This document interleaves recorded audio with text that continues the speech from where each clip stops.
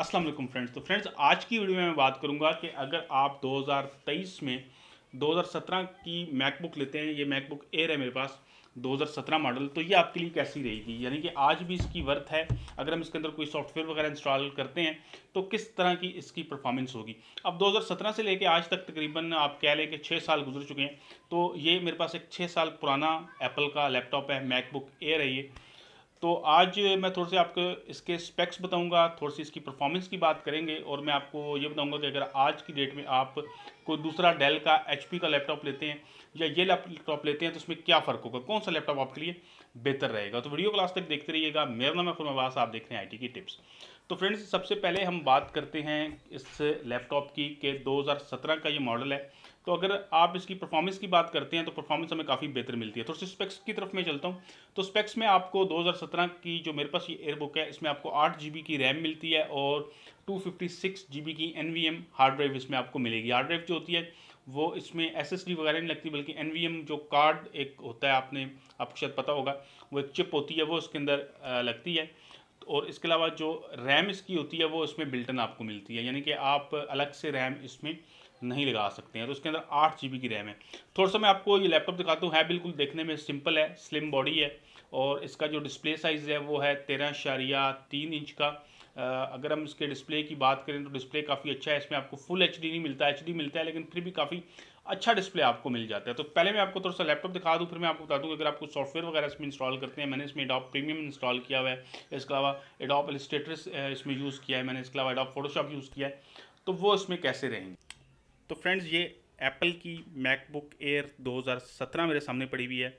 सबसे पहले तो आपको इसके ऊपर ब्रांडिंग यहाँ पे नज़र आती है एप्पल की, और जब ये ओपन होती है तो ये जो एप्पल का लोगो है ये रोशन हो जाता है। उसके अलावा अगर आप साइड पे आते हैं तो यहाँ पे आपको 3 पोर्ट्स मिल रही हैं। सबसे पहले आपको यहाँ पे चार्जिंग की ये पोर्ट मिल रही है, और ये चार्जिंग की पोर्ट ऐसे है कि ये जो है ये मैग्नेट के साथ है, यानी कि अगर कोई इसको खींचेगा तो ये आराम से बाहर आ जाती है। यानी कि अगर आपने टेबल पे लैपटॉप रखा हुआ है और कोई बंदा गुजरता है, उसकी टांग में केबल वगैरह अटक जाती है, तो लैपटॉप जो है वो नीचे नहीं गिरेगा। साथ में आपको USB की पोर्ट नज़र आ रही है, और साथ में आपको ऑडियो जैक मिल रहा है। ये एक साइड होगी। दूसरी साइड पे अगर आप आते हैं तो यहाँ पे भी आपको एक USB मिल रही है। साथ में आप यहाँ पे SD कार्ड लगा सकते हैं, और यहाँ पे ये आपको मिल रही है डिस्प्ले पोर्ट।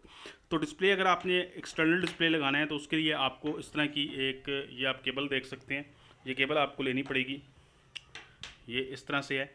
तो यहाँ से एक साइड पे इसका ये मिनी जैक है, और दूसरी साइड पे आप यहाँ पे अपनी HDMI केबल लगा सकते हैं। अदरवाइज़ आपको एक ऐसी भी केबल मिलती है HDMI की कि आपको एक साइड पे ये मिनी जैक मिलता है और दूसरी साइड पे सिर्फ HDMI होती है जो आपने अपने डिस्प्ले में लगानी होती है।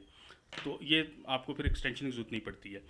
तो ये इस तरह से हो गया।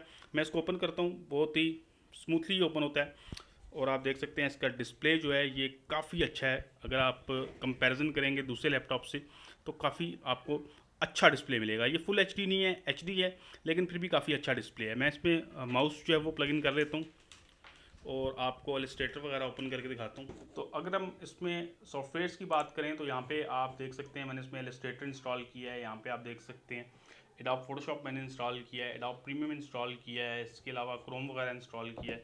तो इस सारे सॉफ्टवेयर जो हैं ये काफ़ी अच्छे इस पर चल जाते हैं। अगर हम इलस्ट्रेटर को ये ओपन कर लें तो जो भी फाइल्स पे मैंने काम किया है काफ़ी मतलब अच्छे तरीके से वर्क किया है इसने।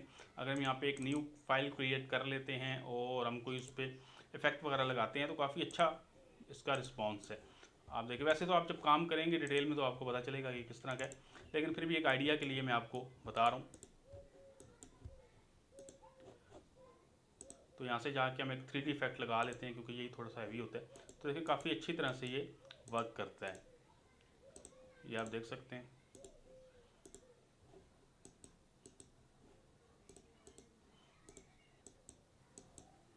तो उसमें कोई भी प्रॉब्लम नहीं होती है। इसके अलावा मैंने एडोब फोटोशॉप वगैरह में भी काम किया है, तो वो भी काफ़ी अच्छे तरीके से चलता है। अगर हम इसके कीबोर्ड की बात करें तो कीबोर्ड जो है वो काफ़ी ज़्यादा स्मूथ है, यानी कि टाइपिंग करते हुए आपको कोई भी प्रॉब्लम नहीं आती। और इसके अलावा जो इसका ये माउस पैड आप कह सकते हैं, ये भी काफ़ी अच्छे तरीके से काम करता है। और इसके अलावा अगर हम इसके स्पेक्स की बात करें तो मैं आपको पहले बता चुका हूँ कि इसमें 8 GB की रैम है, और यहाँ पे मैं इसके स्पेक्स आपको दिखाऊँ, अबाउट दिस मैक में आएंगे तो यहाँ पे आपको इसमें 8 GB की रैम मिलती है। और ऐप जो आपके मैक के सिस्टम्स हैं इनमें आप रैम को अपग्रेड नहीं करा सकते, ये रैम बोर्ड के अंदर ही होती है। और साथ में इसमें हमें मिल रही है 256 GB की NVMe हार्ड ड्राइव यानी कि स्टोरेज जो है। और डिस्प्ले मैं आपको बता चुका हूँ कि इसमें 13.3 इंच का है और ये इसकी आपको साथ में रेजोल्यूशन नज़र आ रही है। एक और जो इम्पोर्टेंट चीज़ है वो होती है इसमें जो आपके बैटरी के साइकिल होते हैं वो कितने हैं। तो इसके बैटरी साइकिल तकरीबन इस टाइम तकरीबन हो चुके होंगे 190 के करीब, लेकिन जब मैंने इसको परचेज़ किया था तब इसके जो बैटरी साइकिल थे वो तकरीबन 150 से भी कम थे। तो ये चीज़ भी आपने, जब आप एक यूज़ लैपटॉप ले रहे हैं तो आपने ये चीज़ नोट करनी है। तो यहाँ पे मैं आपको दिखा देता हूँ कि आपको किधर से बैटरी के जो सेल्स हैं वो नज़र आएंगे। तो यहाँ पे हमने जाना है, पावर का ऑप्शन यहाँ पे में नज़र आएगा, ये रहा पावर। तो यहाँ पे आप देख सकते हैं, ये देखें साइकिल काउंट्स। तो ये साइकिल काउंट्स जो हैं ये आपने देखने हैं कि ये कितने हैं। यहाँ पे आप देख सकते हैं साइकिल काउंट्स जो हैं ये 196 आपको नज़र आ रही हैं। तो इसमें एक इम्पॉर्टेंट चीज़ ये है कि आपने ये साइकिल काउंट्स जो हैं ये देखने हैं कि ये कितने हैं।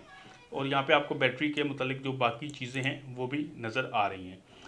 तो उसके अलावा परफॉर्मेंस का मैं आपको बता चुका हूँ कि काफ़ी अच्छी परफॉर्मेंस है, मतलब काफ़ी चीज़ें मैंने इस पर यूज़ की हैं, क्रोम वगैरह भी मैंने इस पर इंस्टॉल किया हुआ है। अगर आप इसके ऊपर ऑफिस का सिंपल काम करते हैं यानी कि आप MS ऑफिस वगैरह इंस्टॉल करते हैं तो उसके लिए भी ये काफ़ी बेहतरीन है। अगर आप प्रोग्रामिंग वगैरह करते हैं तो उसके लिए भी काफ़ी बेहतरीन है। ये विजुअल स्टूडियो जो है ये मैंने इसमें इंस्टॉल किया हुआ है और लारावेल वगैरह पे और बाकी चीज़ों पे मैं काम करता हूँ तो किसी किस्म का भी कोई इशू नहीं आता है। सॉफ्टवेयर तकरीबन इसके आपको सारे मिल ही जाते हैं जो भी आप विंडोज़ के ऊपर यूज़ करते हैं।